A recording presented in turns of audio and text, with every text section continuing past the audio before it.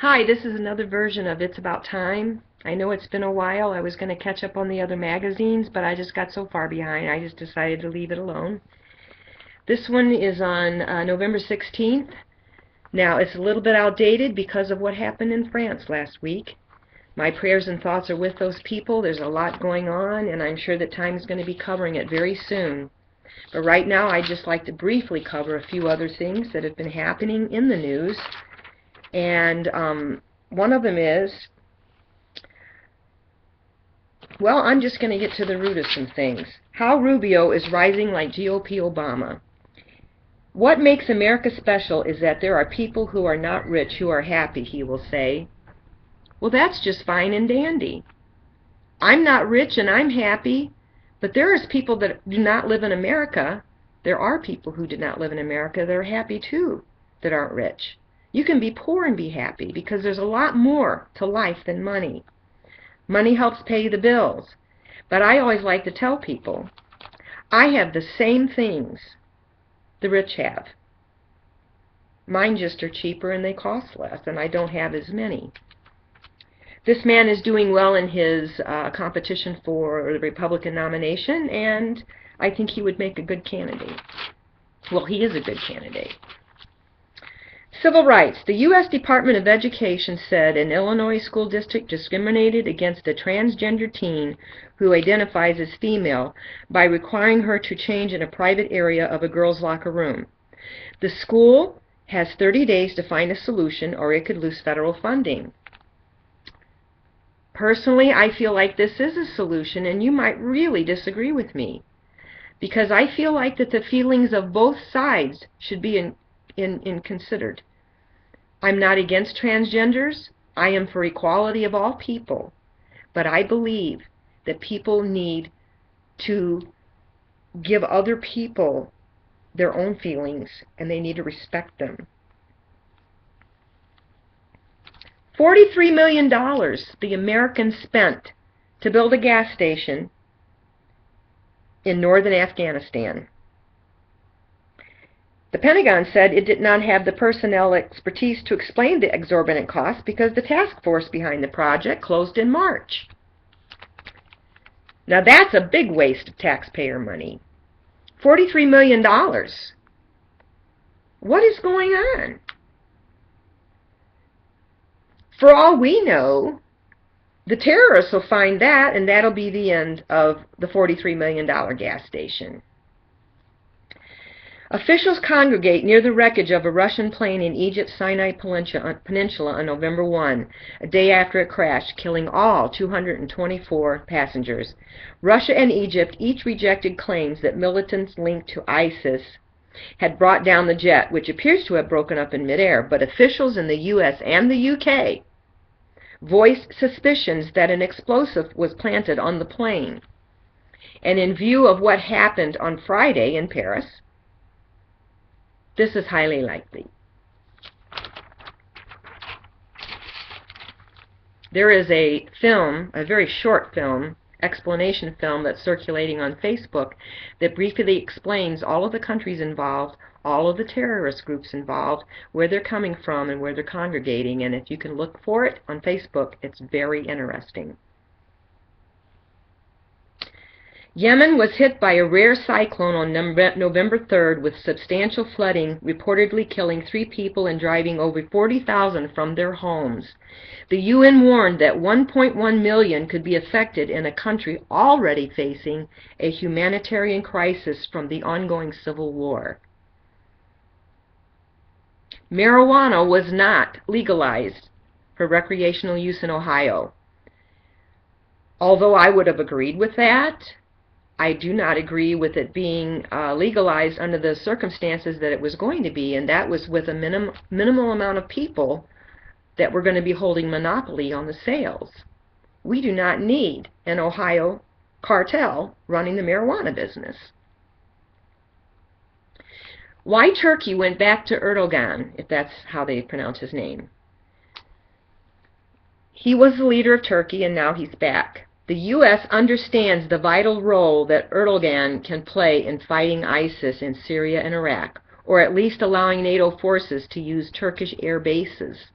And European leaders know that the oncoming tidal wave of Middle Eastern refugees will worsen if Erdogan refuses to help. Now, many countries have shut their borders to Syrian refugees. We were told, whether it's true or not, that the terrorists came through into France as refugees. I know that there's so much online anymore. There's so much fear-mongering going on. And once again, I've said it before and I'll say it again, we are not at war with Islam. We are at war with terrorists. Whether it's Hezbollah, but this time it's ISIS.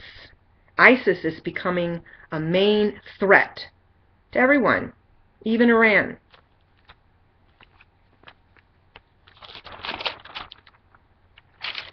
Fred Thompson died. He was on in NBC, I think it was. He was on, yeah, NBC's Law and Order, but he also was a congressman at one time. He was a prominent counsel in the Watergate crisis. I remember that. I was still young. Ahmed Chalabi, 71. He died. He's an Iraqi politician whose flawed account of Saddam Hussein's weapons program helped persuade the U.S.-led coalition to invade Iraq and overthrow Saddam's regime. I wonder what... I just think something was behind the scenes going on there, because George Bush's own brother, Jeb Bush, has stated that what his brother did was a mistake. And further in this Time magazine, there is a little thing about George Sr. that's very interesting too. But here it says it may be too late to reverse the damage of China's one-child policy. They aborted the females. Now they have all these men that have no wives. What are they going to do? They're running out of children. A lot of adults. Getting scary over there. Consuming trumps creating.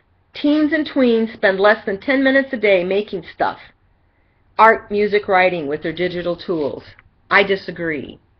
My grandchildren are involved in Minecraft, and I was told by a college student that because he was heavily involved in Minecraft before he went to college, that he had an up in his electronics courses simply because that game teaches children so much. And I would encourage you allowing them to play that more than a lot of other video games where people are just getting killed and there's blood all over. Why does America need more female cops? It's not that women aren't capable of using force. We're just more inclined to use it as a last resort. And that sounds about right to me. I think sometimes men are too quick to fight. The fractious GOP tormenting Jeb Bush took shape during the presidency of his father. The GOP, I'm not a Republican, don't hate them, but even a lot of Republicans are fed up. Because this is what was said back in 1989, and it's kind of what began it all. What is good for the president may well be good for the country, but it is not necessarily good for congressional Republicans. We need wedge issues to beat incumbent Democrats. It seems as if all that the politicians are interested in, on both sides sometimes anymore, is winning. Not you, not me.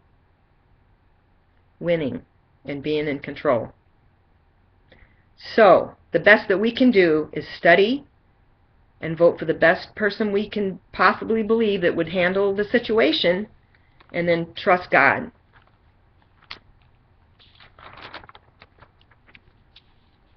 Is Iran really ready for a change? This magazine talks about the fact that the young people are rising up, and they're still doing it. And the hijab is becoming less and less an issue in Iran. And hopefully that will continue.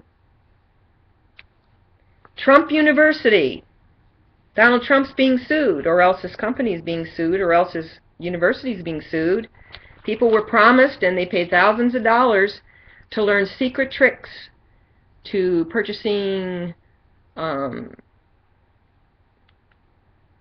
houses and property, real estate.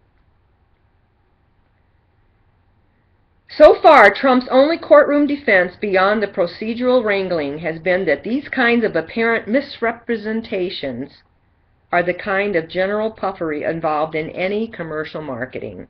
A case his lawyers have cited is one in which Allstate Insurance successfully defended its slogan, "You're in good hands with Allstate." Trump believes that he's off the hook, that this was a marketing ploy, and that everything that was going on outside of his influence was supposedly legitimate. There's a lot of people who disagree. Basically, he said if they're not happy, give them their money back. He's very rich. He doesn't care. But some people say that might influence people's feelings on voting for him for presidency. I'm not really sure. Not really sure. Another article is talking about bringing the good fight home. It's talking about the Mission Continues, a group of people who are helping war veterans reinsert themselves into the population, into jobs, into the communities. Post-traumatic stress disorder and other injuries there's been a lot of suicides among soldiers coming home. And once again, if I've stated on this broadcast or another, I have my own illnesses, but suicide has never been an option. It shouldn't be. There are sources, there are resources available for people. God is available for people. And there is this group, the Mission Continues, that's available for people. We need to make ourselves available to people. We need to care that others are suffering. And when we're feeling good, help them out. And then when they're feeling good, they can help us. Depression is one of the reasons why it took me a while to get back online. It's not always easy for me to face the public, even if it's behind a screen. But I'm very happy that they're doing this for the soldiers, because the soldiers are being given hope, and hope is the most necessary thing in this world. We need hope.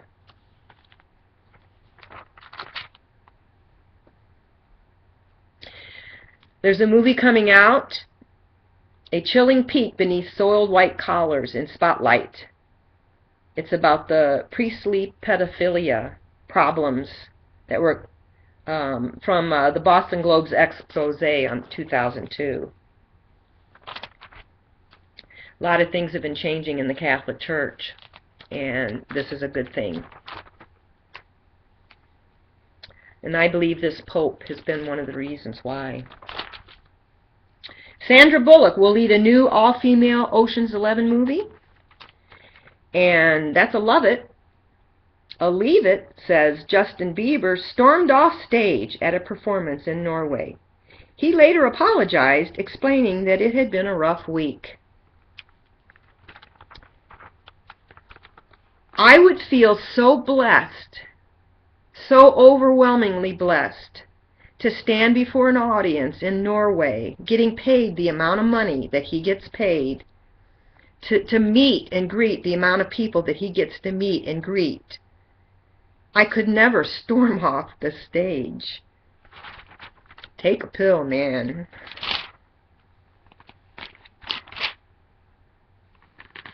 The last thing here is when they have the little questionnaire about people, and they're talking to Shonda Rhimes, who's the president of Thursday Night, Grey's Anatomy Scandal, How to Get Away with Murder. She doesn't believe in glass ceilings. This was the question put to her. Your new book, Year of Yes, details how you overcame introversion, yet you've publicly spoken and written about stuff that's pretty personal. How do those traits coexist? She said, I guess that the act of opening one's mouth at all is the hard part. But if you're going to open your mouth, you should say something that's real. This is one of the things that I have learned more recently than at any other time is that sometimes it is hard for me to open my mouth.